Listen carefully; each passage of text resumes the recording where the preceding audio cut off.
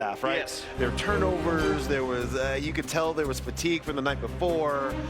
But then in the third quarter, it looked like, okay, you know, they might work right through all of that. Up 13. Yeah, exactly right. And then the Kings just started making a lot of shots. And defensively, you just didn't do the job that you needed to do. And then you gave a team confidence that had lost 8 straight games. And, you know, for all the things that the Kings don't have, you do have players that can make big shots down the stretch. DeMar DeRozan's of the world, obviously the Russell Westbrooks of the world. And so when you put them in those positions, they were able to make those shots. It was tough. And they totally went offense the last 4 minutes when they had the lead. They went small ball. They didn't even have a center in the game because they said, we'll just out the way we're scoring. Might as well not. Yeah, might as well just eat the clock up by keep scoring. Yeah. Russell Westbrook doesn't like losing. He loves competing. Look, we have seen motivated Russell Westbrook before. We saw him right here in the playoffs against the LA Clippers, and what that looks like when he really wants to win. He can put together some games. He did today, and especially in that fourth quarter. You know, that just is what it is, right? You know, we talked a little bit. Here's a point. I got to bring this up. There's 29 seconds to go in the game. And before they brought the ball, they were playing small ball. Yeah. And I said, if the ball goes to Westbrook, you should foul him right away. The Nuggets were down 3 at the time. Down 3, foul him right away, and he's a 63% foul shooter. Yeah. And it's clutch free throws. Yeah. They didn't. Instead, the ball found DeMar DeRozan, and he got the end. They fouled him and won. I mean, even if he makes 1 out of 2, you're down 4. Now you can go for a 2, foul again. And I just thought they missed a really good opportunity. Yeah. Right here. I mean, here. Go get him. And it's winding the clock down. You want to extend the game. Yeah. You disagreed with that, Demps? I don't think it mattered, to be honest with you. I think Russell Westbrook would have made 2, to be honest with you, just because it was that kind of night for him. You know, he was making all the big plays for that team. Even if he makes 2, it's 1 less than the 3 they got. Yeah, because Joker hit a 3 on the other side. Yeah. I mean, I agree with the hands on that one. I think you foul him. I think you got to get back in the game somehow. You know, deeper than that, though, guys, the Nuggets bench, and I know the bench is a little worn out right now because of the injuries to Christian Brown and Aaron Gordon and Julian Strawther, but the bench did not perform tonight. Yeah. And it's a big factor. You know, the bench struggled. And you start in Spencer Jones, who is one of your better defenders, and so that's bad for your bench as well. I mean, you at some point can't backfill people that you're missing. Well, we made the comment, when you're playing Hunter Tyson in the first quarter, you're about as low as you can get depth-wise. There's nobody else left. So I mean, no doubt. And when you talk about it, you talked about the defense that wasn't being played out here. Well, that's because Aaron Gordon's gone, Christian Brown's gone, and then you can't backfill that from your bench. One of the things that's actually really good about their bench is it's not just scoring with it. It's their ability to get stops, to get into the open court, to really supplement what the starters do. But when you take these losses and you have to fill in starters with those really good bench players, then sometimes you have those deficiencies really catch up to you. Hey, Nuggets fans, are you a little upset tonight? A little downtrodden? Yeah, okay. It's all right. It's okay, man. This is the first half was our turnover. Second half, we actually took care of it. The first half, we gave them runouts. Live ball turnovers ended up being dunks. So, you know, you have a team that's lost games and you give them confidence with layups and dunks. I mean, it's a bad recipe in the NBA. And then obviously the pain points in the first half were outrageous. They had 40. And we shored up some of that. But with that defensive effort I thought we had, a lot of shots were short. You know, that stuff happens. But yeah, I give them credit. They had, this was like a carbon copy of the Chicago game. I mean, Schroeder goes for 21. You know, Monk comes in and gets 12. The bench was really impactful. And they kind of kept them in the game in the first half and made the run, you know, at the end of the third quarter. So, I don't know, we just didn't have enough. I thought the guys played hard as hell. We just made some mental mistakes throughout the night. Guys only forced 6 turnovers on the evening. I know you guys have always, pretty much this season, you've been a low turnover forcing team. Just in situations like this, how important is it to try to force the opposing team out of their rhythm in those games? Right. Our strengths weren't as impactful. I didn't think the activity was as good. And for them to get 32 assists, to your point, that's a team that usually plays isolation basketball mainly.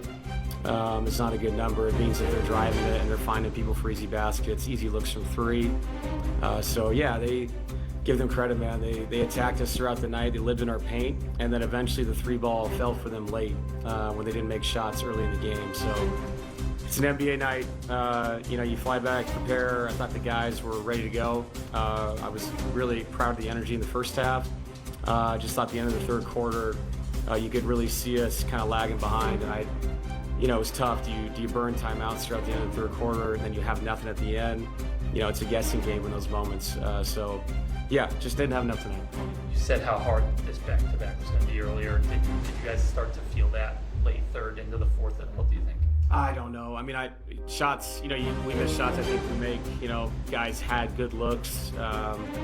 Runs that we make in this building where you think that ball's going to go in, just the way we're playing. So I don't know. It's the NBA. Obviously, wasn't a huge fan of the schedule, but that has nothing to do with this game. We, they beat us.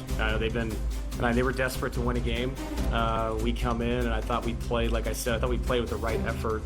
Just made too many mental mistakes throughout that led to very easy baskets for them. And then as the game wears on, the tough shot-making players they have, that's what their roster is. Those guys made some big shots. The one thing defensively with Spencer has been the fouling so far. Does that go into the calculus? Are you concerned about that when you put him on DeRozan at all on that last possession? Yeah, I'm concerned about anybody guarding DeRozan. And he'll learn from that. He got his hand in there. That's what DeMar does. He's always been an artist with that. He's one of the best scorers in the modern era. A lot of it is because of that. And of course, it comes at a really key time. So Spencer learned from it. I have nothing but full confidence in him. The way he moves his feet and competes, and these great players he's guarded the last 10 days, 2 weeks. That's how you learn. You got to go out there and do it. We can show you clips. I've said that before, but until you feel it, and the change of pace of some of these guys like DeMar, it's a different kind of thing to guard him as it is to guard anybody of these great players. They're all unique to themselves. Well, I think the coach is echoing a lot of the same things we've been talking about. They ran out of bodies. They knew that this would be a dangerous game. And we saw a little bit of what the Nuggets did last year, rearing its ugly head again, losing the kind of games you don't want to lose against bad teams. Is this one different, though, in your eyes? To be honest, I know I'm going to sound like whatever, but this doesn't matter to me at all. I mean, they're 12. Wait, losing doesn't matter?